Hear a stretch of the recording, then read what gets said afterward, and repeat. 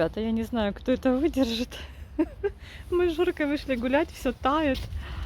Грязище. Плюс. Вчера был минус. Холодно и лед на лапах. А сегодня все лапы мокрые. Короче, я в шоке. У нас еще Костик приболел. Сегодня надо было выходить в школу, но после вчерашней прогулки наш Константин проснулся с ангиной. Потому что вчера мы у него из-за шиворота доставали снег после прогулки, да, Жорка? Ругали его, ну так, слегка. А сегодня у нас началось декателен, исла. Вот то, что мы... Смотрите, что творится. Видите? Жора, давай, пошли, перепрыгивай. Ой, какой грязный. Видите? У нас все тает, все бежит. Бегут ручьи. Ну, короче говоря, в общем-то, вот такая вот погода. А Жорка еще и не хотел гулять. Он так, Жора, ничего не днюхай там, не бери ничего. Не хотел вообще гулять. Я его еле-еле спровадила для прогулки. В общем-то, еще и знаете что? Последние несколько дней вообще не желает есть сухой корм. Уже я его обманываю по-всякому. Пошли, изощряюсь. Ну, в общем-то, сегодня я сварила гречки и бросила в гречку во время варки небольшой кусочек индюшачьего филе, и он покушал. Ой, ребят, с утра нету света, уже часов, наверное, с 6, а уже после обеда. Ой.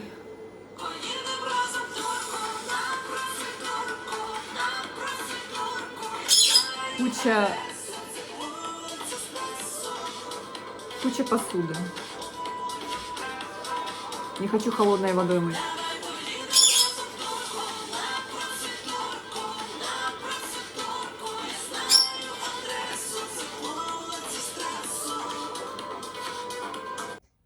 Короче, ребята, пью кофе. Хотя и обед. Вернее, уже после обеда. И ем шоколад. Снимаю стресс. В общем-то, наш адрес включили на развантаживальную линию.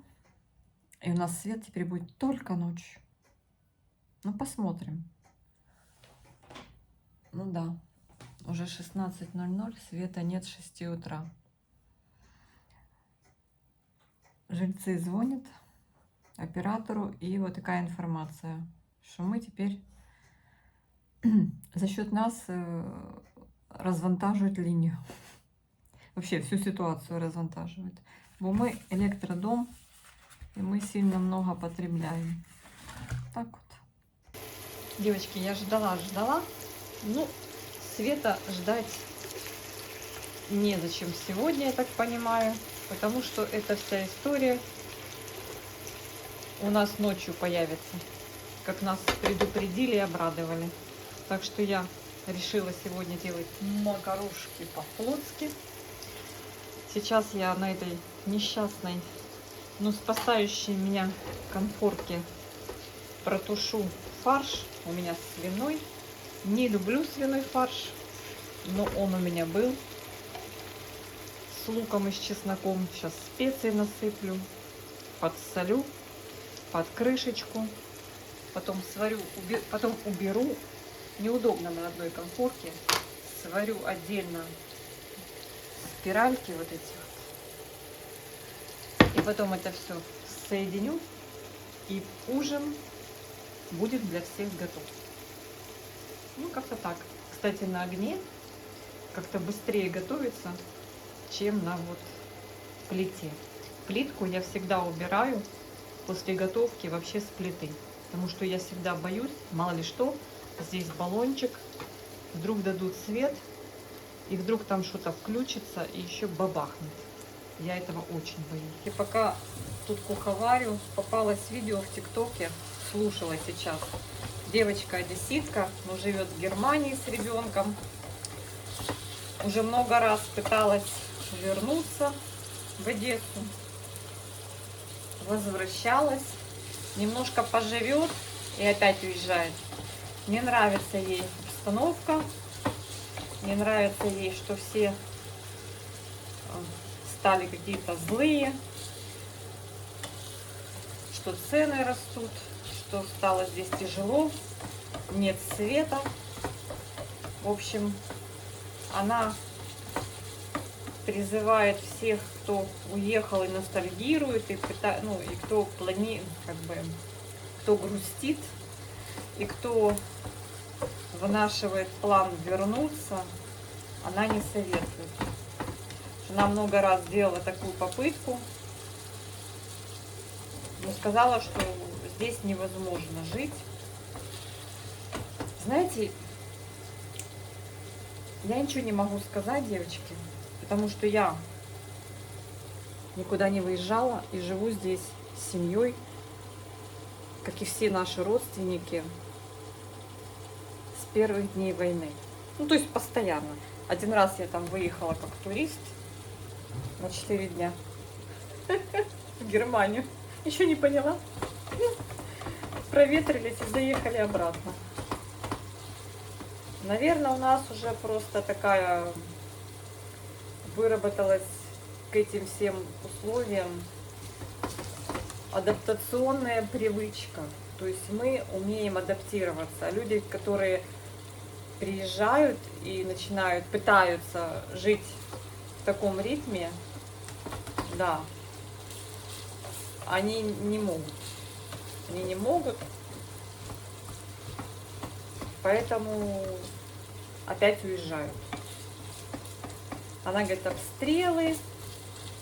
Говорит, если вы из Западной Украины, там откуда-то там, хотя сейчас везде обстрелы, говорит, можете ехать, возвращаться, типа.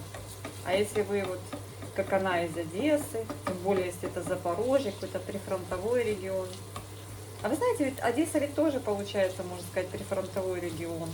У нас-то с моря все это добро летит на нас, на наши головы. Ой, кошмар. В общем, я так послушала. В общем, не советует она. Она говорит, уже интегрируйтесь, уже не дергайтесь.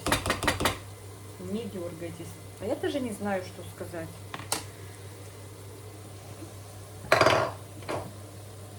Ну да, если уже у людей там работа и более-менее с жильем все налажено, наверное, стоит уже там свою жизнь устраивать. Не знаю, девочки. Что скажете? Выезжали вы, пробовали? Я не пробовала, не знаю. У меня были такие мысли в начале войны. Но это была паника. Вы знаете, кто покупает в первые дни войны по дешевке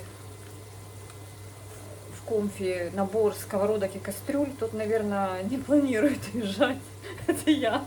Представляете, тут такой капец. Я помню, что я бегала и скупляла лекарства. Боялась, что будет дефицит. Потом, значит, я, как и все, крупы покупала. В общем так, такая ситуация была, я помню, одна часть людей все собирала вещи и уезжала, другая часть, как эти, знаете,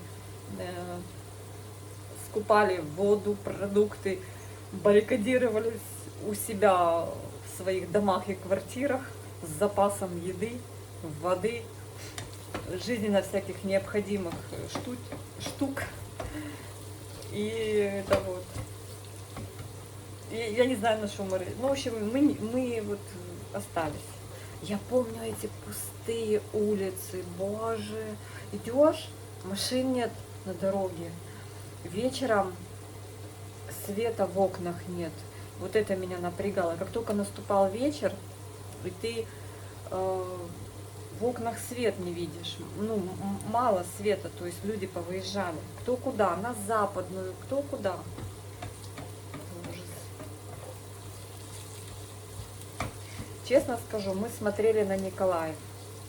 Я мужу говорю, если, не дай боже, пойдет Николаев, если его начнут уже в Николаев заходить, тогда начнем двигать.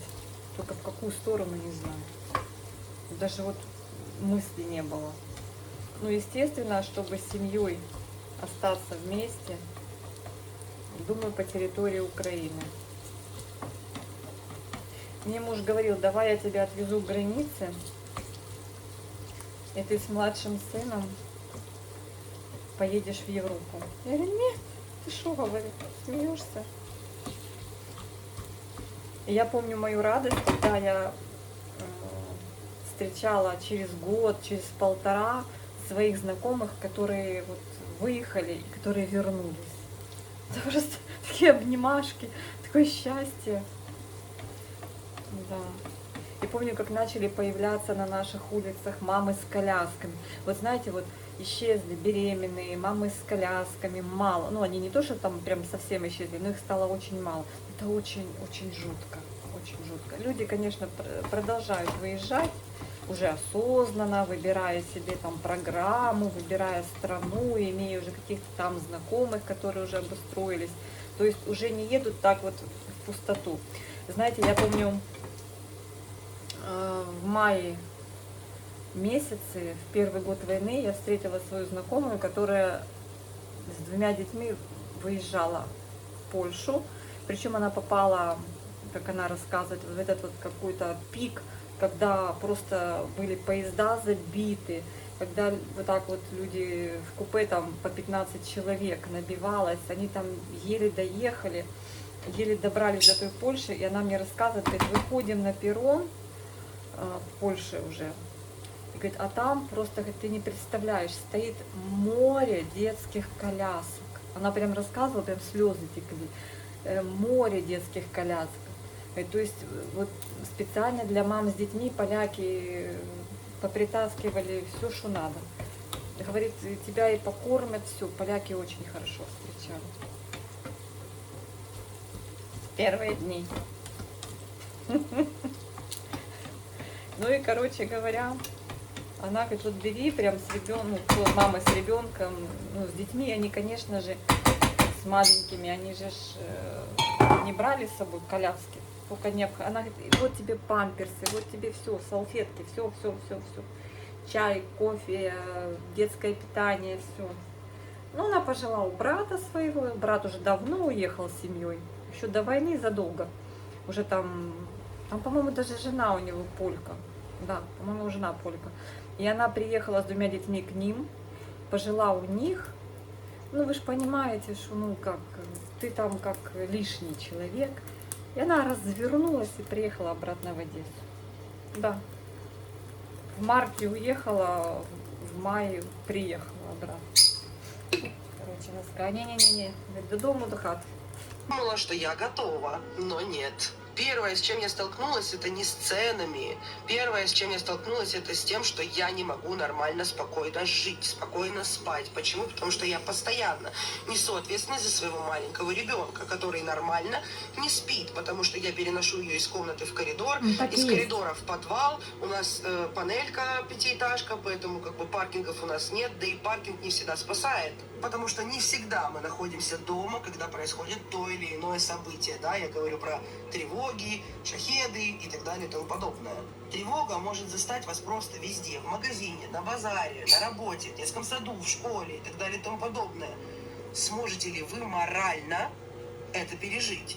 Сможете ли вы физически не спать постоянно практически и находиться в доме? Сможете ли вы спокойно смотреть на то, что ваш ребенок трусится, переживает, а завтра вам нужно на работу, а ребенку нужно в детский сад? И это происходит не неделю, не 2, не месяц, а год, 2, 3, неизвестно. Ну а сидеть с ребенком годами в подвале я вообще не вижу перспективы возвращаться. Какой в этом смысл? По моему мнению, скучание за домом, эйфория или недовольство той страной, в которой вы находитесь, не стоит вашей жизни.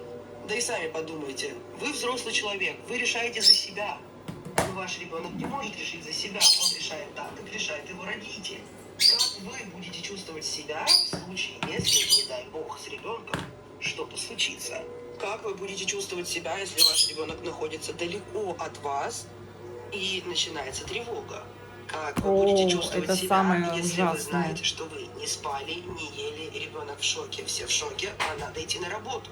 Если при всем при этом вы ответили отлично, нормально, шикарно, тогда вообще, безусловно, возвращайтесь. Но если вы хоть на чуть-чуть засомневались, я вас очень прошу, не стоит этого делать. Вы пожалеете, соберете свои манатки, как это делала я, и еще раз уедете. А каждый отъезд – это эмоционально трудно, это физически трудно, это материально трудно. Все мы прекрасно знаем, сколько денег нужно для того, чтобы выехать, снять квартиру и так далее и тому подобное. Поэтому не нужно разрушать налаженную жизнь за границей ради вот этой ностальгии, эйфории, и дома будет нормально, я надеюсь. Если у вас есть возможность оставить своего ребенка с кем-то за границей, а самим поехать домой на пару месяцев хотя бы, 2-3, пожить, посмотреть и сравнить, будет ли вашему ребенку хорошо вот здесь, сможете ли вы Ну вывести вот вариант, вот такой график, конечно. сможет ли ваш ребенок вывести этот график. Поживите, посмотрите, тогда едьте. А вот так на бум тратить кучу денег, все бросать, все кидать и ехать непонятно куда, непонятно зачем, потому что вы устали от заграницы. Нет, ребята, безопасность – это та вещь, которая на данный момент играет самую главную. Ну вот такое мнение, такой вот опыт человека, который живет за границей и сюда периодически приезжал, и вот она не советует. Слушайте, я даже как-то над многими вещами не задумываюсь. Мне они настолько очевидны за годы. Ну да, многие подпрыгивают и хватаются за сердце от звука сирены. Есть такое. Ну, те, кто приехал недавно. У нас уже такие сформировались нехорошие привычки. Мы же, в принципе, уже стали мало реагировать на звук тревоги. Это очень опасно. Очень. Ребята, привет, нам дали электричество. Представляете? Я уже в пижаме, уже готовлюсь ко сну после душа. Я весь день мечтала принять душ сегодня. Короче говоря, цветы оставляю на ночь. Сколько вот будет свет, столько и будет освещение у моих орхидей. Кипячу чайник, хотя чай не хочу, но чтобы был тепленький кипяточек, нет, теплая водичка была, что в чайнике. Наготовилась, уже 2 стирки сделала. Короче, все отдыхают, а у меня я как электровеник. Весь день пробездельничала. Ну как пробездельничала? Тоже готовила, только на плитке. В общем, ужас. Ужас и кошмар. Но смотрю, что практически все дома в округе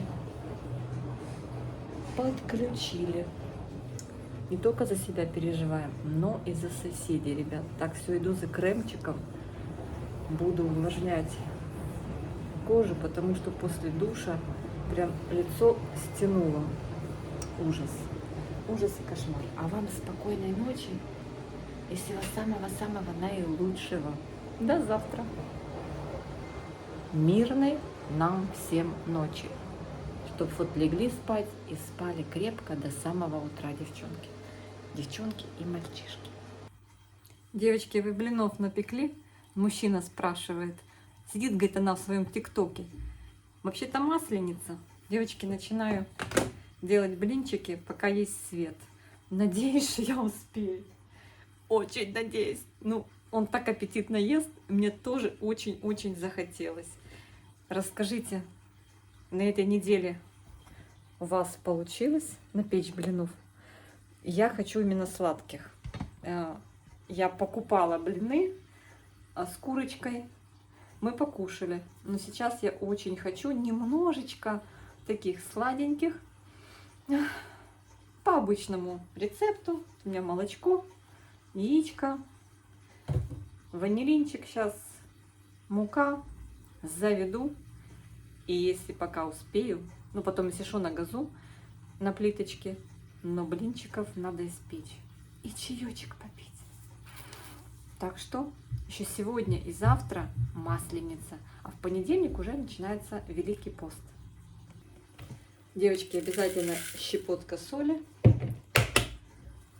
У меня одно яйцо. Вы, конечно же, может, больше добавляете. Ванильный сахар. Ванильный сахар у меня открыт. Как раз на одну порцию этого хватит. Ванильный сахар. Как ваше ничего? У нас сегодня после бессонной ночи, девочки, я хочу сегодня лечь пораньше. Ночь была бессонная, есть разрушение. Колледж юридический попал дрон. Мы сидели ночью в коридоре. Было очень чудно. Так, немножко водички, говорю, молочка. Немножко молочка. И немножко сахарку. Я вот чисто на раз. Делаю немножко.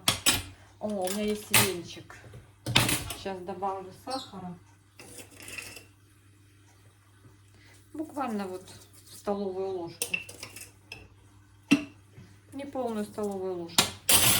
Все это дело растелепаю. Потом добавлю, да даже сейчас, немножечко растительного масла. Чуточку. Ну, где-то меньше, чем столовую ложку.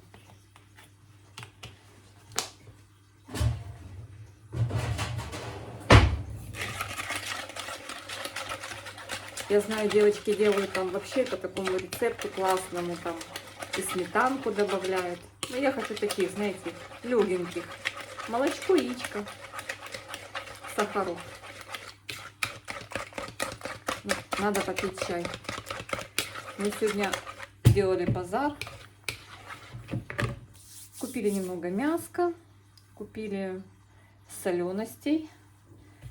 Взяли квашеную капусту с яблоком, морковь корейскую, маринованную капусту цветную и бочковые помидорки. Потом взяли немного хека.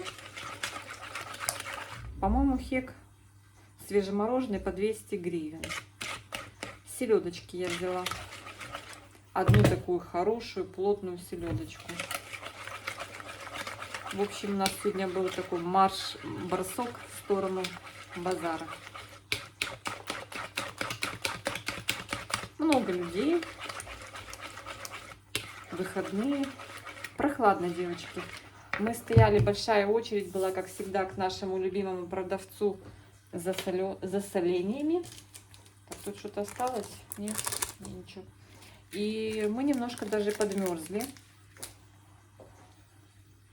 Но сейчас плюс 3 часа дня, плюс 3. А когда мы были, было что-то вот около, ну, наверное, было все-таки плюсовая, но вот чувствуется холодно. Холодно. Так, все, сейчас возьму муку, просею. Муку обязательно просеиваю, потому что, девчонки, чтобы они были немножко пухонькие. Я пришла, прям покушала и залезла в свой любимый теплый халатик, чтобы согреться. И вот не хватает чая. Прям хочется чаечек. И желательно с блинчиками. Тут залезла в ТикТок, а тут мужчина говорит: что сидишь? Ты блинов напекла? Я так и упала. И так аппетитно хрумает. Прямо. Там девчата все пишут, говорят: все, бегем, все, бегем печь блины. Ну так вот, надо нам давать пинка. А я как раз хотела, думаю, у меня есть там и шоколадка, есть у меня чаю курага, есть у меня даже чаю 2 пачки Артека. Есть у меня любимый Джек к чаю. Но лучше блинчиков ничего нет. Тортиков как-то не хочется. А вот блинчик съесть с удовольствием. Красивую.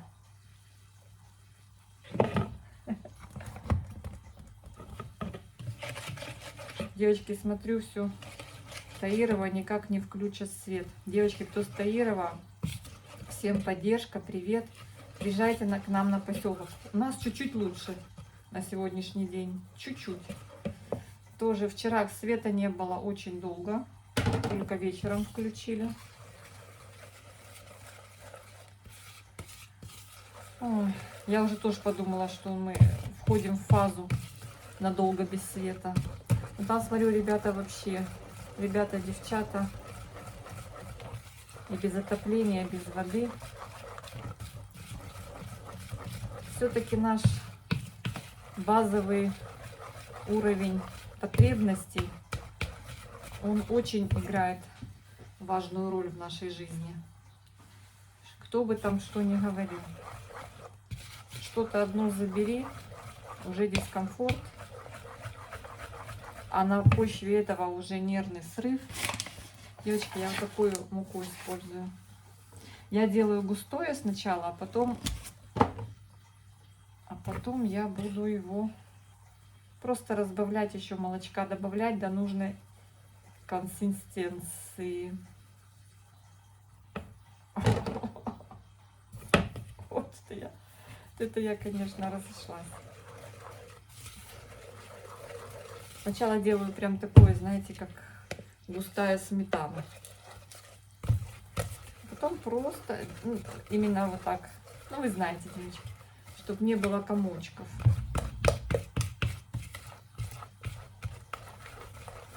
А потом добавляю просто молочка. Можно еще немножко. Вот представляете, вот мужчина из ТикТока меня прям мотивировал на приготовление блинчиков. Думала, сегодня буду отдыхать. Сама себе нашла работу. Я думаю, что все будут рады, домашние, и все с удовольствием. Вот это уже все. Муки хватит, буду добавлять сейчас молочко потихоньку. Чик. Вот так храню муку. Можно пересыпать. Я прям в пакете.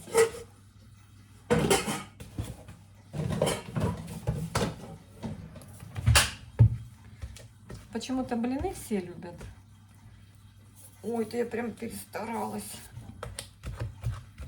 Сделала сильно крутое. Так что, девочки, сегодня мы со светом. А вчера было просто ужас. Вчера прям было обняться и плакать. Сидели прям в темноте. И уже вечером, когда уже собирались спать, бом, и включились. И когда ты уже настроен на сон, и тут включай, и начинается. Я как начала, у меня была машинка со стиркой, уже полностью заряжена. Только надо было включить кнопочку. Потом я начала сушить. Короче, только я уснула около 12 ночи. И проснулась от того, что тревога. Взрывы. Говорю, поспали. Кстати, блинчики можно чуть-чуть кипяточком заварить. Я что-то не буду этого делать. Молоко у меня комнатной температуры. Ну, неплохо вот заварить еще кипяточки. Я думаю, что блинчика по 3 на каждого получится. Вот завтра устрою себе выходной, девочки, воскресенье. Напишите, чем вы занимаетесь сегодня. Я уже вот так Слишком я сделала густым.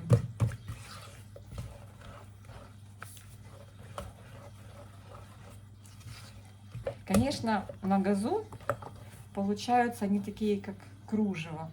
А вот на плите мне так не получается. Сковородку не могу разогреть до такой степени, чтобы было прям, чтобы кружевная была блинная основа. Хотела на большой сковороде, думаю, нет, буду на маленькой греть. Жарить, выпекать. Разогреваю хорошенечко сковородочку с маслицей.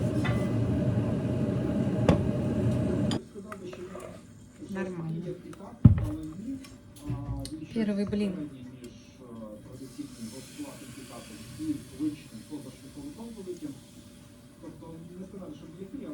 Смотрю обзор автомобилей.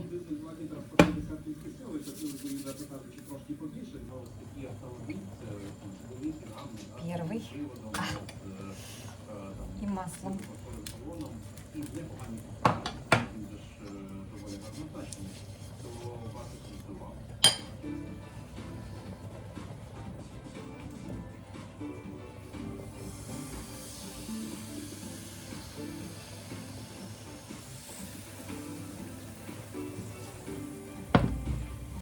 Девочки, все.